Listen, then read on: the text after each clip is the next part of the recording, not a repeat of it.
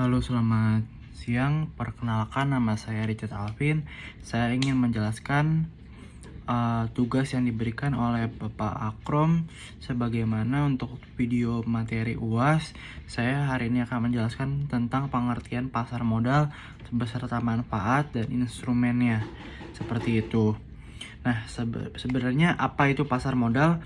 Pasar modal adalah suatu pasar yang beroperasi secara terorganisir di mana terdapat aktivitas perdagangan, surat-surat berharga seperti saham, ekuitas, surat pengakuan hutang, obligasi, dan surat-surat berharga pemerintah atau surat-surat dari pemerintah lainnya. Perusahaan swasta pun juga demikian, bisa memanfaatkan jasa perantara, komisioner, atau underwriter. Nah, menurut Undang-Undang Nomor 8 Tahun 1995, arti pasar modal adalah suatu aktivitas yang berhubungan dengan perdagangan efek dan penawaran umum. Nah, perusahaan publik yang berhubungan dengan efek yang diterbitkannya serta lembaga yang berhubungan dengan efek. Seperti itu. Dengan kata lain, pasar modal adalah penghubung antara investor dan atau yang disebut kita pemilik dana dengan perusahaan atau institusi pemerintah yang membutuhkan dana melalui perdagangan instrumen jangka panjang, bisa juga melalui jangka pendek. Seperti itu, contohnya ada saham, obligasi, right issue, dan lain-lain. Nah, menurut beberapa ahli juga ada, menurut Ciptono Darmaji dan Hendy F. Fakhrudin. Menurut Darmaji dan Hendy F. Fakhrudin, pengertian pasar modal adalah pasar untuk berbagai instrumen keuangan jangka panjangnya yang bisa diperjualbelikan, baik dalam bentuk utang, saham, instrumen derivatif, maupun instrumen lainnya. Nah, juga masih beberapa menurut beberapa ahli, ada Martanella, ada Fahmi, Malinda, dan Hadi. Mereka adalah pakar-pakar dalam bidang pasar modal, seperti itu. Intinya garis besarnya adalah pasar modal tempat bertemunya antara penawaran dengan permintaan surat berharga, tempat di mana individu-individu atau badan usaha yang mempunyai kelebihan dana atau surplus fund melakukan investasi dalam surat berharga. Dan juga apa itu manfaat dari pasar modal? Nah, seperti yang saya telah sebutkan, jenis pasar ini sangat bermanfaat bagi perusahaan dan institusi untuk mendapatkan modal jangka panjang. Menurut Ciptono, beberapa manfaat pasar ini adalah sebagai berikut yang akan saya jabarkan.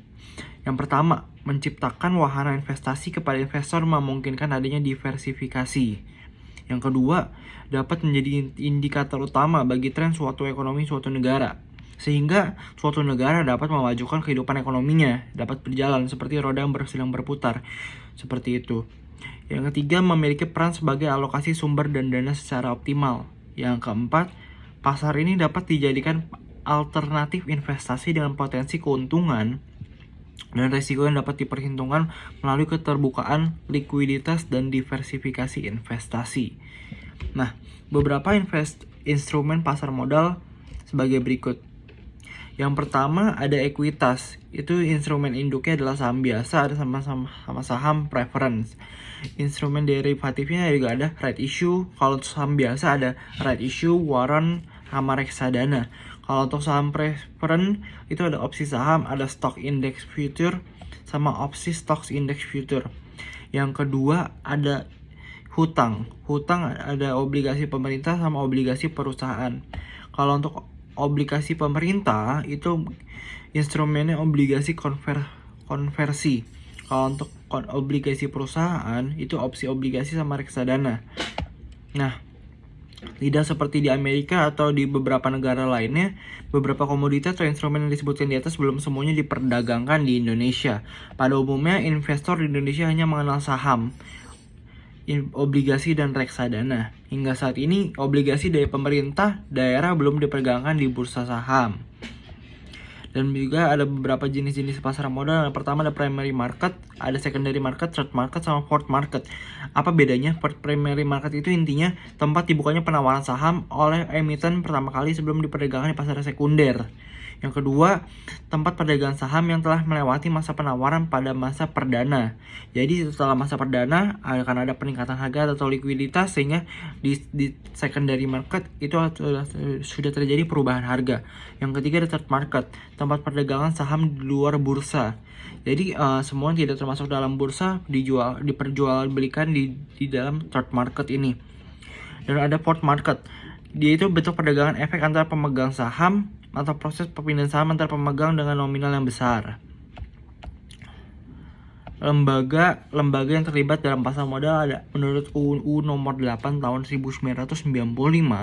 Berikut ini adalah lembaga yang terlibat dalam pasar modal. Yang pertama ada anggota bursa efek, yaitu perantara perdagangan efek yang memiliki izin usaha dari Bapepam serta memiliki hak untuk menggunakan sistem atau sarana bursa efek sesuai aturan.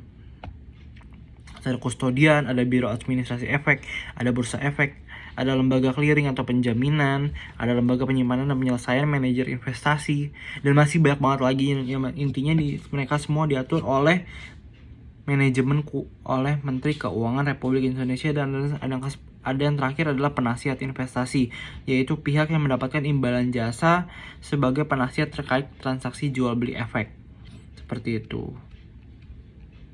Demikian penjelasan singkat mengenai pengertian pasar modal, manfaat dan instrumen, dan jenis-jenisnya serta lembaga yang terlibat apa saja di dalam pasar modal.